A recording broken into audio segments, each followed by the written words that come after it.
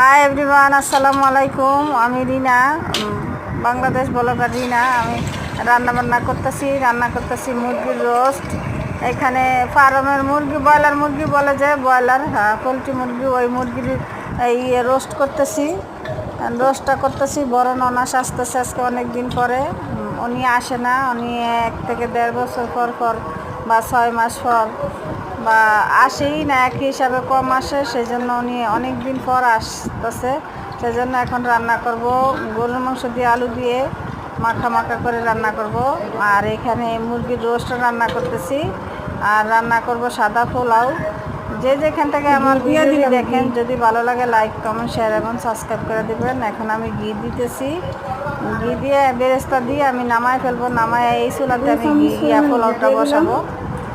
আমার ভিডিও যদি ভালো লাগে লাইক, কমেন্ট, শেয়ার এবং সাবস্ক্রাইব করবেন। আর সবাই ভালো থাকবেন, সুস্থ থাকবেন। দেখা হবে আর নতুন একটা ভিডিওতে। আসসালামু আলাইকুম।